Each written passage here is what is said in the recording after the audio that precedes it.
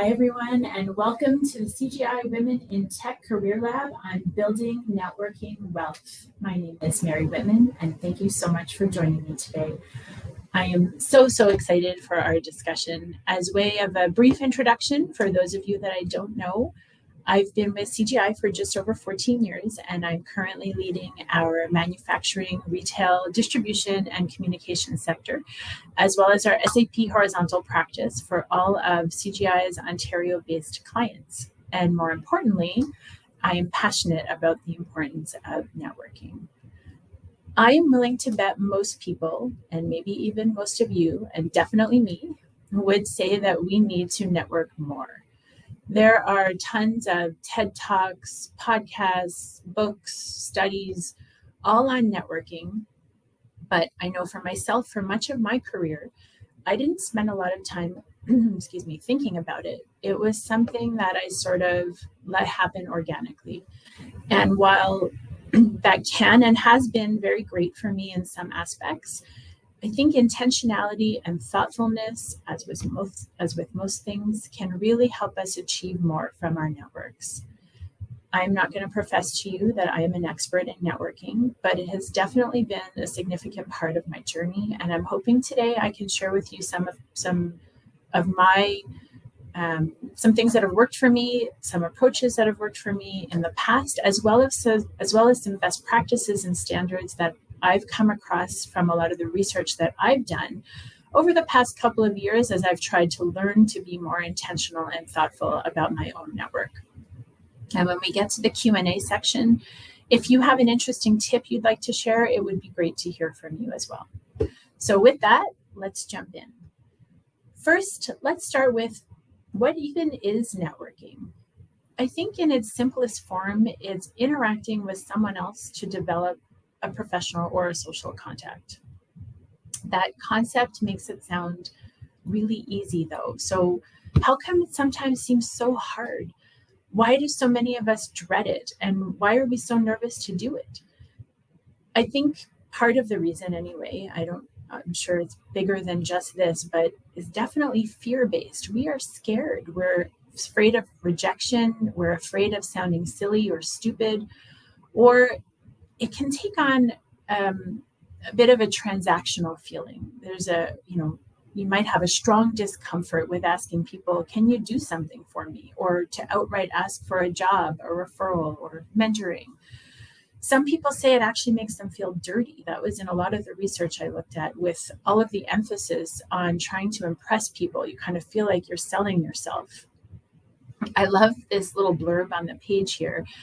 Networking for job seekers is like trying to find a job while simultaneously trying to impress your grandma at a family reunion. You dress up, you smile a lot, you strategically drop your achievements into conversation, and then hope someone sees your potential. It's funny because it really rings true. I want to try to make you feel differently than that typical narrative. So I'm suggesting that meaningful networking should be about forming genuine connections. That's it. Not about impressing someone, not about asking somebody for something. And let's not think about it as a task or a transaction that needs to get done because everybody says it's good and you should do it. Let's reframe it in our minds. We won't focus on networking itself as the purpose, the singular transaction of networking. Instead, we're going to think of it as building professional relationships, as an opportunity for discovery and learning. That's it. That's how I'd like us to think of it for the rest of the discussion today. So now that we have a vision of what networking is, let's talk a little bit about gender. This is, after all, a session for women in tech. So the question is networking different for men and women?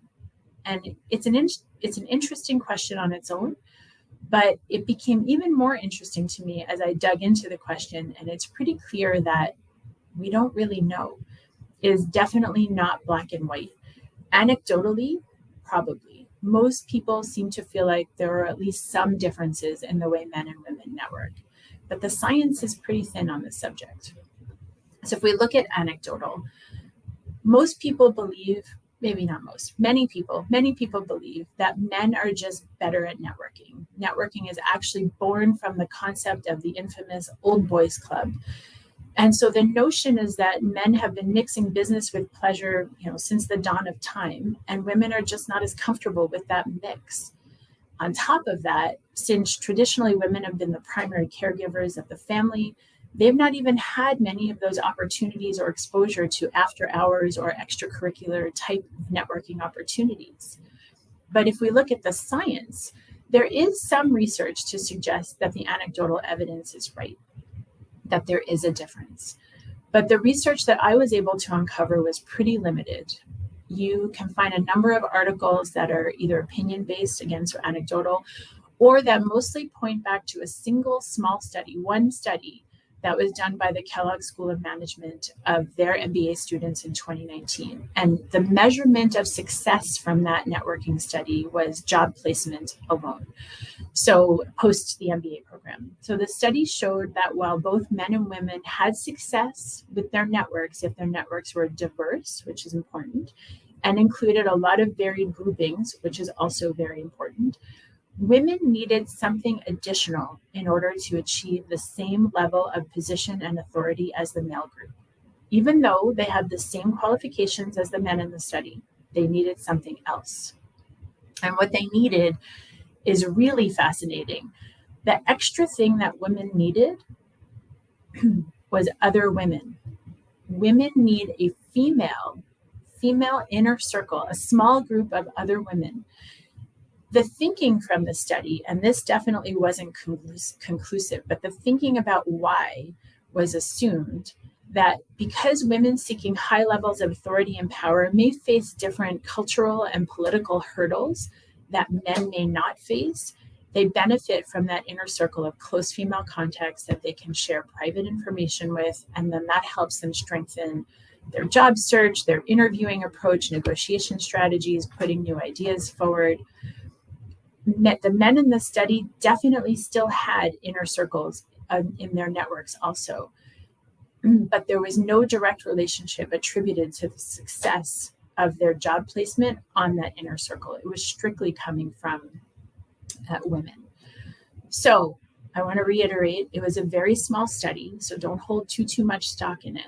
But I do believe that having a female confidant or a group of women helping to build you up, people you can turn to when things happen that maybe only women can really understand, because we've lived it, we've seen it, you understand that discomfort in certain settings. It's really important. And I think it's why we see so much positive energy in our current culture around the importance of women building up women. On the point of gender, LinkedIn also had some research that they share about what they call the network gap. It shows that the female network is generally weaker than the male network, but the network gap exists across many factors, not just gender. So what country you live in, the school that you went to, your socioeconomic status. So how much is gender related alone is difficult to measure.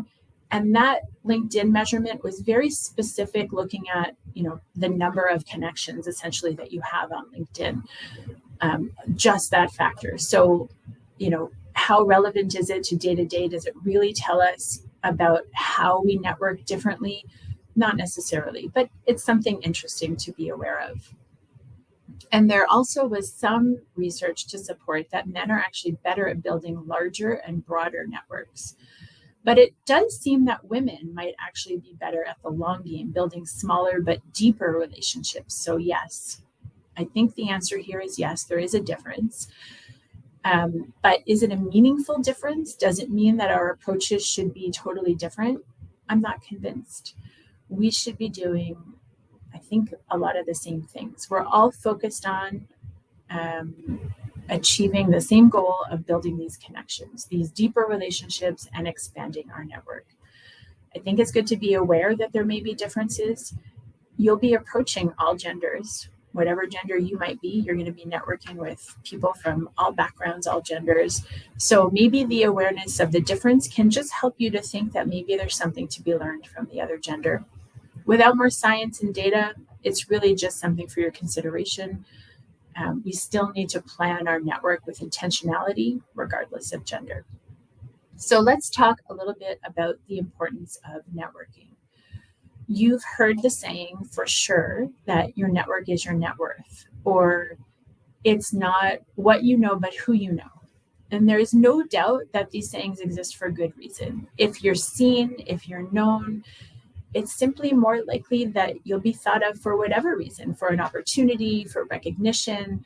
You've got your name, your face, you're out there creating visibility for yourself. Networking can play a role in your life in so many ways. So I just want to talk about a few of them. Certainly, I think the most obvious one that we all default to is networking can open more doors for various career opportunities. And I'm going to tell you a quick story. Back in 2009, I made a career shift, and it came 100% from someone in my network. A colleague of mine, wasn't even someone I was working with directly at that time. She had reached out to me. She said she knew someone that was hiring, and she thought that I'd be perfect for the role. I met up with her and her contact for dinner. The very next day, I had a job offer, and I was in a new job within 3 weeks. And while I didn't stay at that company for very long, I 100% wholeheartedly agree that that one job change changed the entire trajectory of my career. And it's likely the reason that I ended up at CGI 14 years ago. All from someone in my network remembering something about me. But above and beyond the job angle, which is, what we always think about for networking. Networking can be really important in building a sense of relatedness. You're speaking with other professionals. They've been there, they've done that, they have interesting experiences, and you're gaining knowledge. You're gaining knowledge of best practices or how to handle obstacles. For tech, those of us in tech in particular, it's still a very male-dominated industry. So building out your network can really help you to learn to be a good advocate for yourself. One topic I'm often asked about at networking events, as well as in mentoring sessions, is around the unique challenges faced by women in the tech industry and how to overcome them.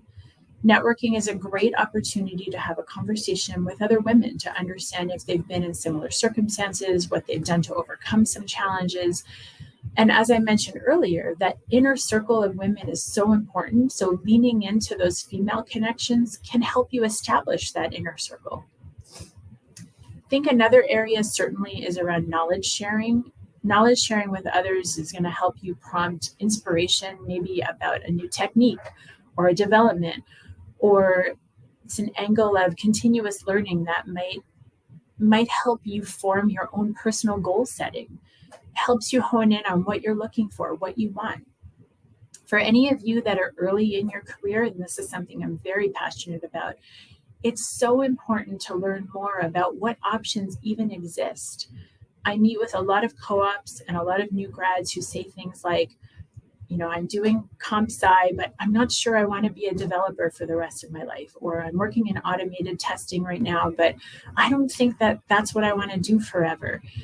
And they're thinking that, maybe they made a bad career education decision, but they don't realize that the basis of development or testing or any of the comp sci degrees can open doors to so many potential non-development opportunities in the future. I'm always encouraging them to build their network, to reach out to people, to find out what their career paths have been. How did they get where they are? And they're often really surprised at just how many architects, project managers, business analysts, leaders, and executives in organizations like CGI's were once developers.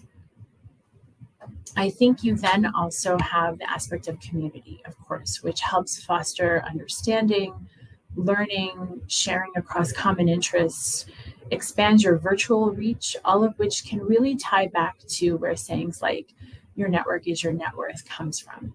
It's not all about landing a job.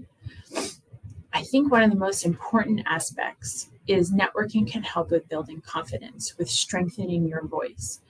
And again, I'll just touch on the gender piece for a moment. For the women out there, we are sometimes seen as the gender that doesn't speak up as much, or is softer, or not as confident. And networking can help us build and show a different image than that. But broadly, regardless of your gender, Network helps you build confidence and social skills that will transcend your job, transcend your industry, transcend your career. This is an investment in yourself. It's about you. And of course, look, there's no question there's a career management angle, not just a job search that we touched on, but career management as well. So you're staying relevant, you're in the know, you're meeting new potential clients, vendors, partners, employers, employees, you're identifying opportunities, markets, new ideas, things you wouldn't have exposure to necessarily if you're not out meeting people and getting engaged. All of these have great potential for helping your career growth or helping you with a career change. That if we go back to the Mary definition of networking, which is really just about building a relationship, forget about what it can do for you for a minute and think about what can you do for the other person. You are absolutely in a position to be adding value. You can offer an opinion, you can offer knowledge, you can offer gratitude, recognition, share an experience, maybe relate with someone about a challenge you've heard they're having or about their opinion if they've posted an article on LinkedIn or they had a talk that you heard. It's not just all about you and what you're going to get out of this relationship, but also what you can give. So let's move to your circle of influence, the who part. Who are you networking with? Do you have gaps maybe in a particular industry that you want more of a network in or of a particular role type? Intentionality in this aspect can play a huge role in the success and diversity of your network. Spending some time to think about who's in your network today and what are your goals with your network, and do you have a gap? What are you hoping to get out of your network? That will best help you determine how to build it out. Maybe there's a large part of your network, you've not been in the game in the last couple of years. COVID changed things. You weren't reaching out as much. We all got a little bit lethargic. Maybe there's big parts of your network you've let go dormant and you see the need to reinvigorate or reactivate some of those relationships. If we look at job search for a moment, and I know I said it wasn't all about job search, but there's a good statistic on this. Statistics show that people get new jobs through their acquaintances significantly more than their close connections. So if you've not been maintaining your network and you're only with your close group right now, chances are you're missing out on diverse people, ideas, and opportunities. If you need to fill a particular gap that you have, let's say you're interested in the retail industry, but you don't know many people in that space. Then focus your energy on making connections with people in that sector, looking for communities and events, virtual or in person, that will help you build your network, seeking out introductions to connections of your connections that maybe have that background. One of the best ways to get new acquaintances is through your current network, your close network, or your current acquaintances. And I know I mentioned it might be acquaintances or even distant connections above close connections that have the greatest potential to impact something like getting a new job. Those close connections are so critical. They're so beneficial because one, as I mentioned, they can get you to those other people. But two, someone you're close to, you can ask more directly for help right away. The relationship already exists. You've done all the nurturing and investment in the relationship. You can be direct. You can be clear on what you'd like for them to do. But if you're reaching out to a relationship that you have, but it has gone more dormant, then you need to invest a bit more. You've got to have that balance of give and take. Grab a coffee to catch up or check in just to say hi. Do some reflection on past experiences, remember when. Share maybe some information you think they'd be interested in that you've come across recently. You can leverage those more natural touch points as well as a launch point if you don't really have anything else that you feel comfortable reaching out with. So maybe a holiday or a birthday or a promotion, or you see their job anniversary on LinkedIn. That's a great time. It's a natural Hey, I saw you got a new job, or there's some other significant event. Maybe you see that they're attending something. You still want to be honest, let them know what you need from them, but it might take you a little bit longer to get there as you rekindle the relationship a bit first. As we move into networking with people we don't know, let's take a look at a few networking challenges and myths. So we've touched on a lot of these already, and I really want to spend our time on overcoming them, but take a quick look at some of the challenges. And I just want to hone in and focus on one of them because this one comes up for me all the time.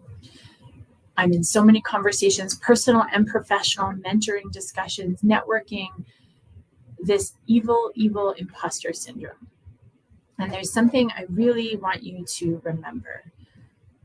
Everyone feels this sometimes, everyone.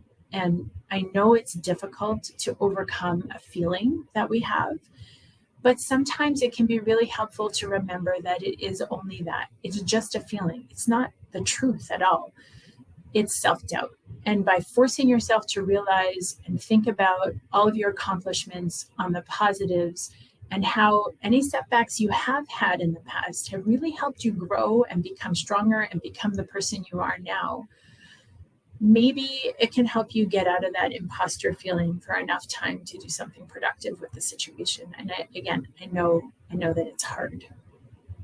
If we take a look at some of the myths now, overcoming these challenges and myths can be the most difficult part of networking. So starting a conversation with a stranger, it's not easy. You have that fear. It's natural. What will I say? Will I sound smart? I can't do it. Or only extroverts are good at networking.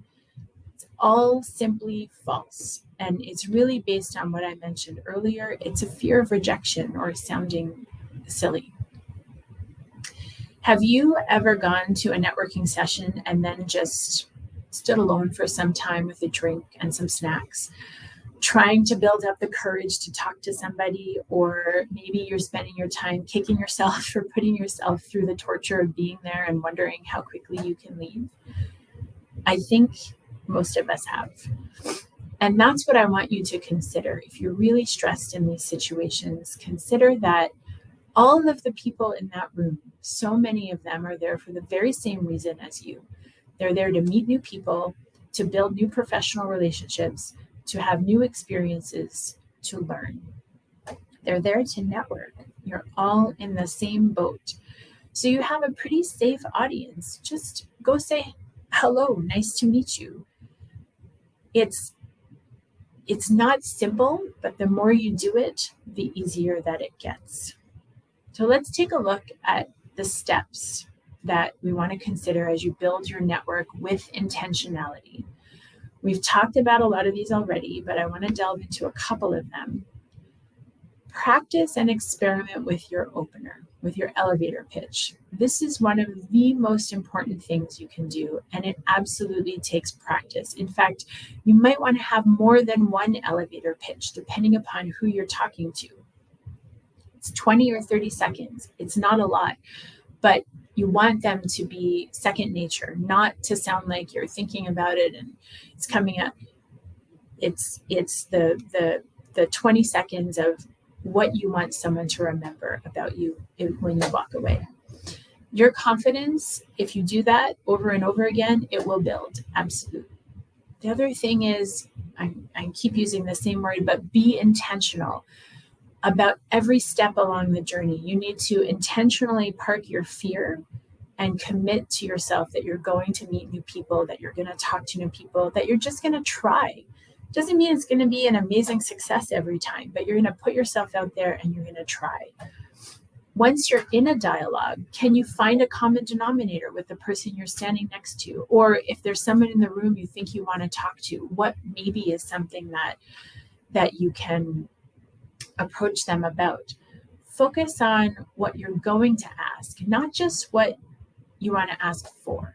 So try to think of a more unique way to uncover information. Like instead of saying, what do you do? Maybe, how did you get into your role? Or what is it about your role that excites you? This type of questioning can enable you to get a bit deeper than that surface level, and then there's going to be a greater likelihood of finding something to build upon or something that you have in common. Now, the true hard part, the most, in my opinion, the most important part, and this is not just for networking, this is for life, this is for your career, for your personal life. Be curious and actually care. Be genuine and authentic. Again, we're thinking about this as starting a relationship. You're not there to get a job. You're not there to learn something. You're not there to show yourself and be recognized. You're definitely not there just to tick a box and say you networked because somebody told you it was important, or to build a giant network because you heard you should. You are there to build a meaningful relationship. And if you're curious and you care, you're not just thinking about the job you're trying to get or the coaching you want or the visibility that you're getting.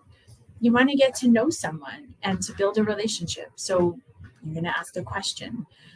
Maybe it's a question about something you heard them say. Again, then build on it. Maybe you read something. Maybe you met someone else in the room that this person might want to talk to, and you can either point that out or maybe even introduce them.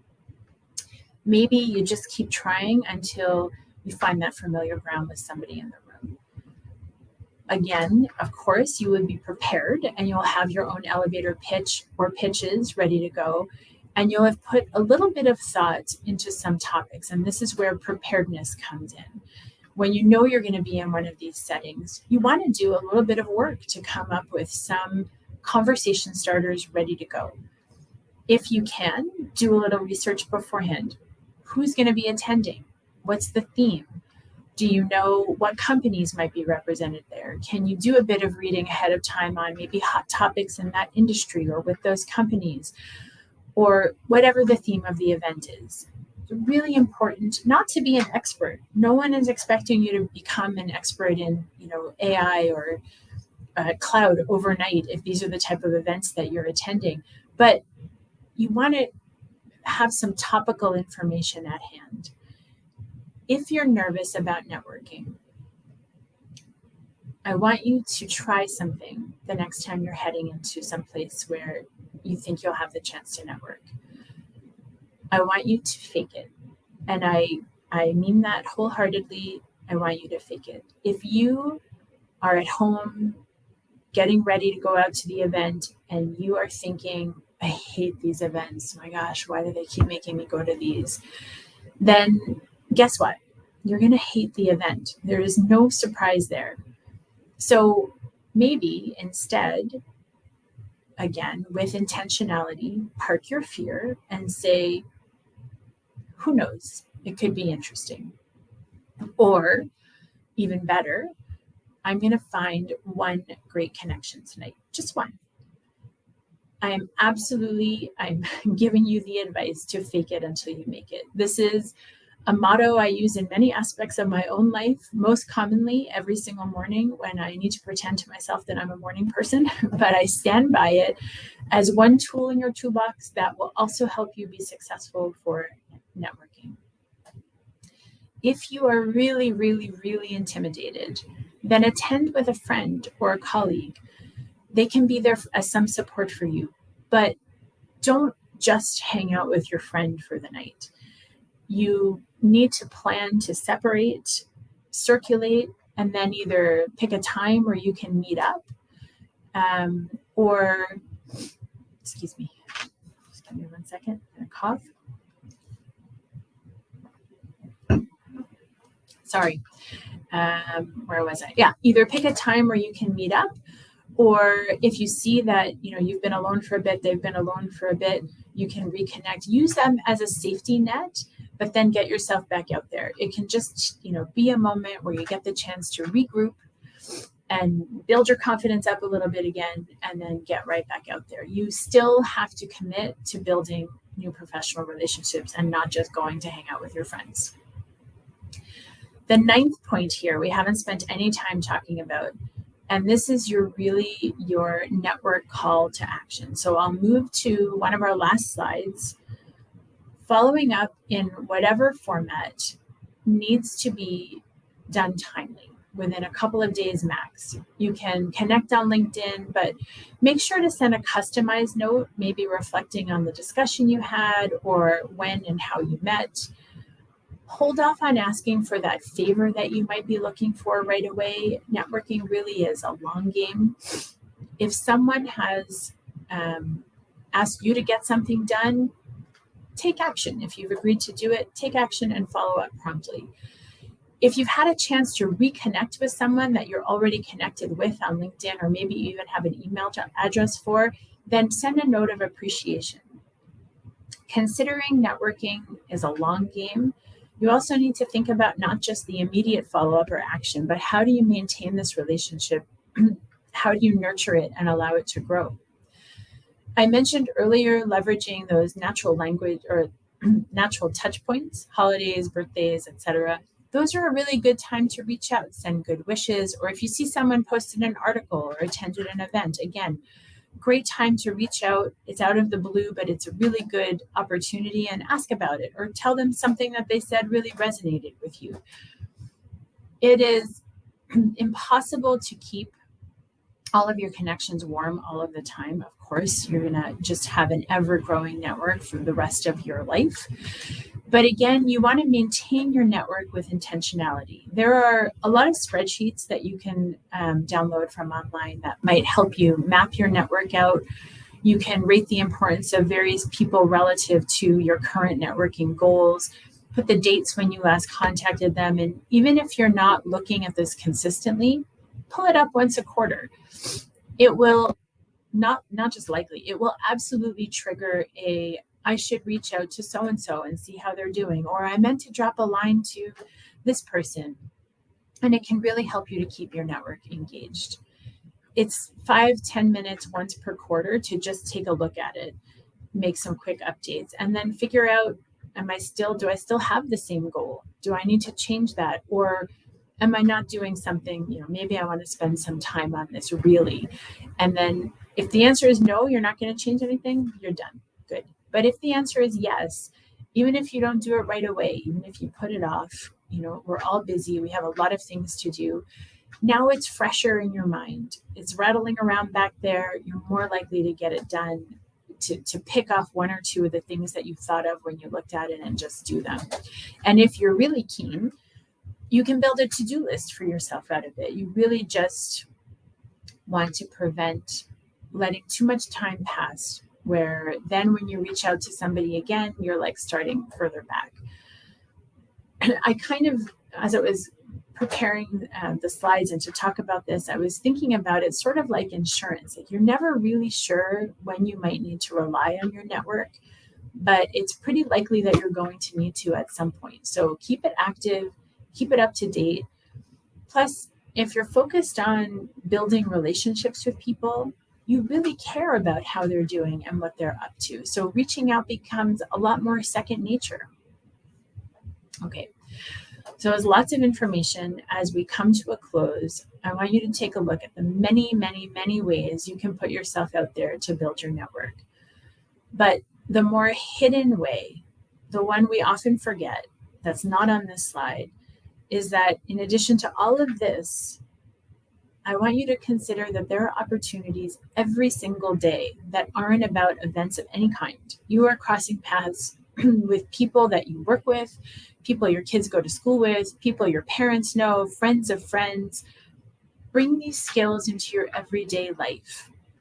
Yes, your elevator pitch will sound different in those scenarios, but that's okay. Have one of those ready to go also.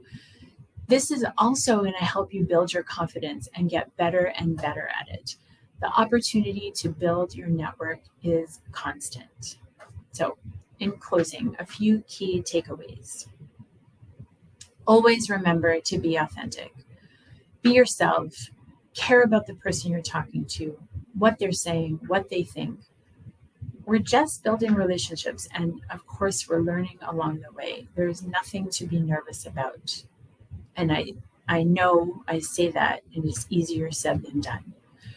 You will build confidence, and this will get easier over time, and you will improve over time. Yes, you will stumble along the way, for sure. We all do, we all have, and we all will. but who hasn't?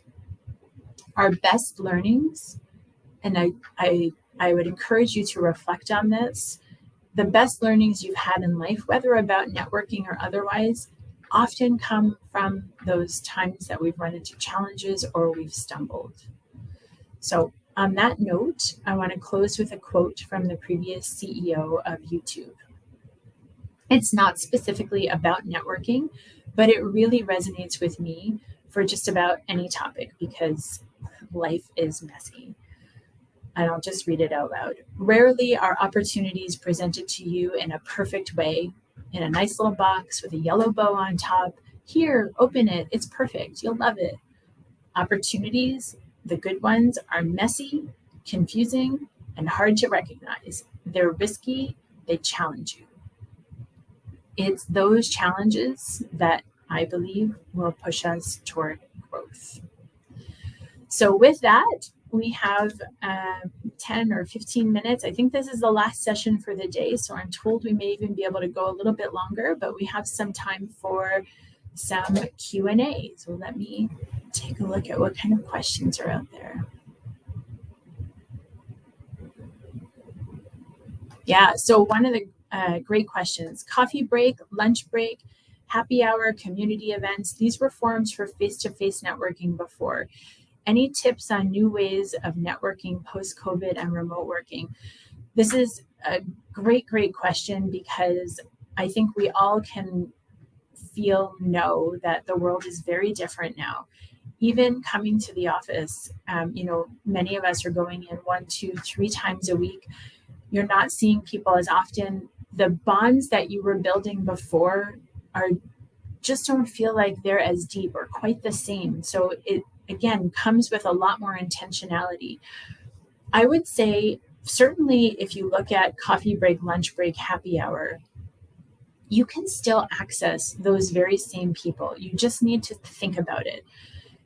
If someone reaches out to me and says, hey, can I get 10 minutes of your time to connect? I heard you talking about this topic. I'm really interested, or I wanted to ask your advice about XYZ. I'm thrilled to give that person those 10 minutes, but someone didn't just see me in the hallway and had a chance to talk to me on the side. They had to have intentionality about it.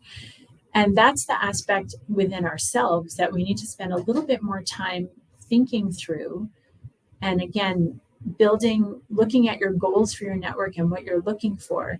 Now you have to be specific. You're not just going to bump into someone and learn something. You have to go about it with intentionality. So maybe encourage yourself, if this is really important to you and you're trying to build out your network in a particular area, or maybe you need some advice from some women in leadership, or again, maybe it's a specific role, you want to get into project management, or you're interested in architecture. Find people doing those roles and ask them for their time. I'll tell you, everyone is so willing to share and to give of themselves, generally speaking. Don't be afraid to do that. So even, a lot of organizations now have some kind of a communication method. Ping someone on Teams, hey, I heard you at this session. I'd really love, do you mind if I book 10 minutes with you, 15 minutes with you? Be respectful of someone's time for sure. But if you tie in that intentionality angle more, you have to really think about it, but it can absolutely still be done even though we're virtual.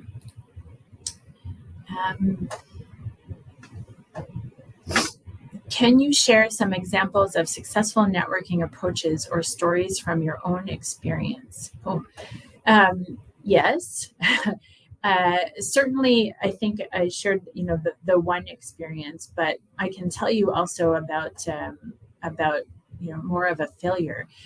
When I was much younger, I was pretty shy, and people that know me now often laugh when they hear that because I don't really come across as particularly shy. But when I was in university times and as I was just starting out my career, I was pretty quiet and pretty shy, and I would go to these networking events, and I was that person that I referenced earlier where I would just walk around with my drink, pray no one spoke to me, how do I get out of here as fast as I can?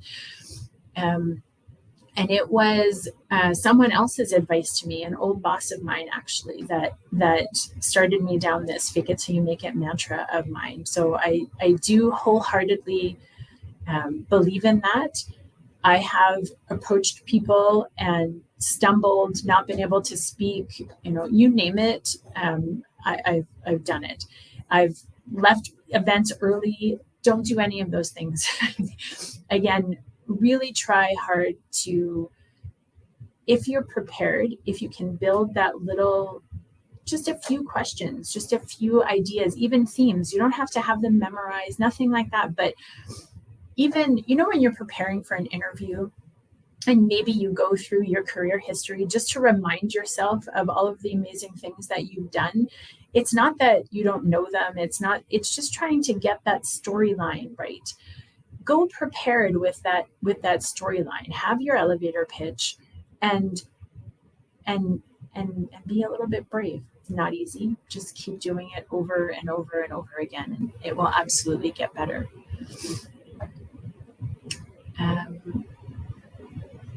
Can you share some, that's the same. What are some common mistakes people make when networking, and how can they be avoided? I think there's two, for me, so this is my opinion, two really big mistakes is one, jumping too quickly to what you need. And we talked about that a bit, but that, that rush for, yes, maybe you're looking for a mentor or you're looking for a job, that rush to get to that point, it's not really showing respect or regard for the other person. Take that time to get to know them a little bit. Even in doing that, you're understanding, is this the person that I want to work with? Is this the person that I want to be mentoring me? So again, it's not about the sole purpose of what you want, but try to make it about, is this a good connect for me? Is this a good fit? Do I want to continue down this path with this person? So try to avoid that, too early asking for something. I think that can put people off sometimes. I think the other thing is sometimes there's an expectation that people will remember you. So let somebody off the hook. If you show up to a session and you've crossed paths with someone before, maybe you don't know them well, instead of approaching somebody and saying, do you remember me? That you're putting someone really on the hook. That makes people very uncomfortable. Offer nice to see you again. I met you at XXX, right? And you don't need to say, do you remember? That really puts people in a bit of a, what if they don't remember? Now they feel bad, they're feeling guilty, and they may think, let me get away from this conversation as soon as possible so the person doesn't feel hurt that I don't remember them, right? How do I get out? So just approach people with, that open vibe, give them the out, and go down that approach. I think it's really important. And then again, of course, don't spend time in the corner by yourself. Even if you don't have a friend there, I mentioned the idea of having a friend. If you don't have a friend there, take a washroom break, right? If you're feeling a bit overwhelmed and you're like, okay, this isn't working, I need to just collect my thoughts, go to the washroom, step outside, pretend you've got a phone call, whatever it is, collect yourself, think about again what you're trying to accomplish, try to think about the prepared questions you had, rehearse your elevator pitch, whatever it's going to take to get you sort of back in the game, and then go out and try again. This is not something that comes naturally to most people. It takes time, and you will absolutely build as you keep doing it, keep trying.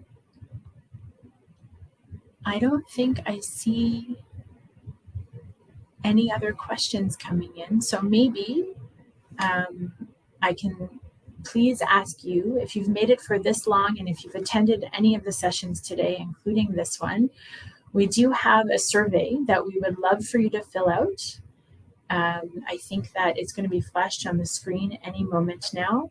So it will also be emailed to you because you've all registered, but you can just fill it out really quickly right now. We still have 5 minutes before the session was supposed to end. If you can just take a picture of that, and it just takes a couple of minutes. We'd love, love, love your feedback. It's so important to us to help continue to make the Career Lab of value and interest to all of you, and to understand what we can do to improve for next year. So thank you all again so much for attending. I really appreciate it. Appreciate your time, and have a great rest of the day.